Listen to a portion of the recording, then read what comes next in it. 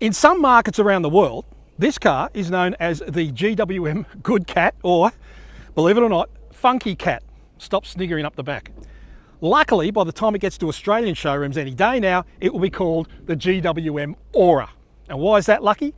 Because it would be a shame for such a significant car as this to be hamstrung in a marketing sense by a stupid lost in translation badge. And why is it a significant car? Because this is the car that GWM are going to use to take on EV versions of the MG, BYD and plenty more to come. Because trust us, this EV city car end of the market could really be about to blossom.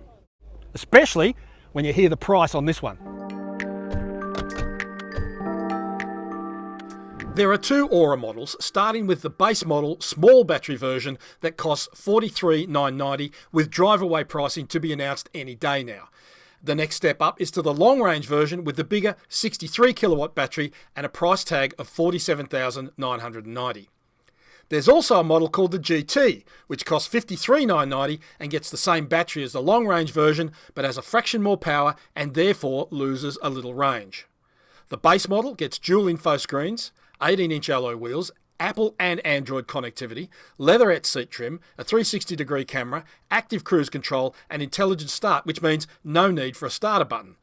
The GT adds gear such as a panoramic sunroof, power driver's seat with a memory, automatic parking and that little extra dollop of performance. If those prices sound a bit steep, bear in mind this is EV tech we're talking about and the competition has every right to be worried. The best thing about the Ora's design is that it's actually quite large inside. That's largely down to the long wheelbase, but it remains a spacious cabin. Our only complaint would be the lack of a reach adjustable steering column and the fact that some of the interior fittings look a bit derivative. The exterior styling isn't exactly butch, but it's different enough to make a statement too. Interestingly, the Ora's platform has been designed to cater to other models of different sizes, so get used to it. I reckon one of the big selling points of this car will be the crazy funky interior. It's kind of really cool and quite playful. Some of the switches are a bit derivative, I will say. The ones down here, the toggles, look like they could be... fair enough. They look a little bit like they're out of an early BMW Mini. But the rest of it is kind of two-tone and there's a huge screen in front of me. The steering wheel's a two-spoke thing with a groovy looking design.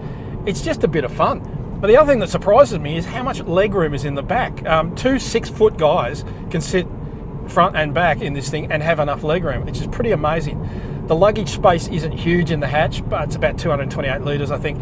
But the seat does split fold 60/40, so it's got full hatchback versatility, but it seems to have a fair bit of wheelbase, so the interior space is actually really quite good. And there's plenty of headroom too. The only thing I'm really not too mad about is the fact that the steering column is adjustable for height only, not reach. And I find, and I've got pretty long arms, and I feel like I'm still sitting too far away from it. So that might be, for small people, that might be a bit of a sticking point. But visibility is good. You can see out of the thing okay. There's no real blind spot issue. And the quality of the interior is a bit of a surprise too. If you thought it was going to be all hard plastics like some of the early Haval product, think again. It's all soft touch, or mostly. The only real hard plastics are the center console and the lower part of the door. The rest of it, in the two-tone colour, is quite soft touch. It's actually really nice. So this is the version of the Ora that we'll get in Australia. It's the single motor version, not the dual motor. Makes 126 kilowatts of power and plenty of torque, as you would imagine. The range is about, I think, 320 kilometres or thereabouts. It won't be that much on the highway, but it should be near to that around town, and that's where this car is going to excel. That said, although there's a little bit of pitching in the ride, it is quite comfortable. So, you know, it would be a viable, provided you can go from charge point to charge point, a viable interstate car. It's one of those little cars that's got a bit of a big car feel. And in fact, it's not actually that small. It's going to give things like MG, EVs and BYDs a big run for their money, especially at the price. There are individual drive modes that you can select. Fundamentally though, I think people are just going to leave this car in normal and make the most of it, because it's pretty easy to live with. The gear selection's via a rotary dial in the center console. You can use it as a one pedal car if you jack up the regeneration.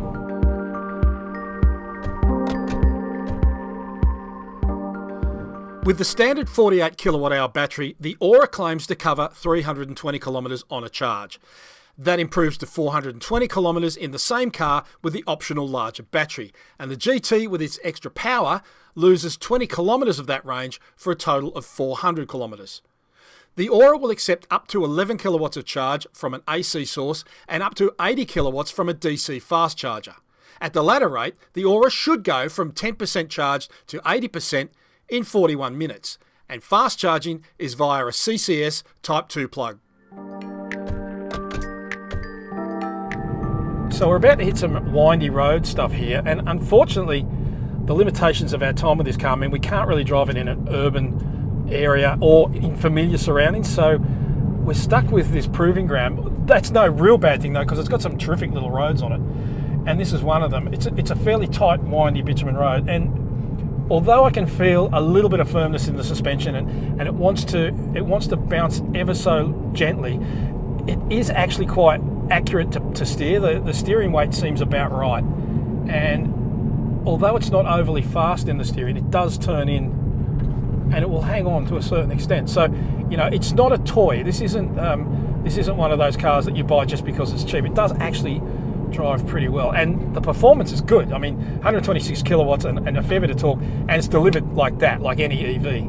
And yeah, it's actually pretty good fun. I imagine it'll be pretty good fun between, you know, green lights. Yes, officer. The Ora has been Euro NCAP tested and achieved 5 stars for safety. That score extends to the whole Ora range too, as the only differences are in battery size and standard equipment, with safety gear being standard across all models. That includes AEB, active cruise control, forward collision warning, lane departure warning, lane keep assistance, and rear cross traffic alert, not to mention the 360-degree camera. For the full details, check out the written review of the Ora on the CarsGuide website. GWM's 7-year unlimited kilometre warranty applies to the Ora, putting it up there with the very best of them. Service intervals hadn't been announced when we drove the car, but there is 5 years of roadside assistance as part of the deal, and cap price servicing will be available at a price to be announced soon.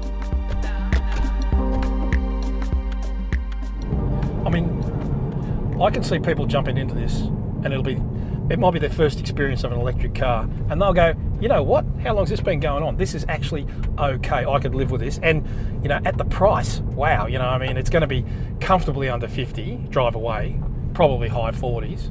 And at that money, you can absolutely see a lot of people going, well, you know what, I do only drive around town, maybe it's time for my first electric vehicle. And this could be it.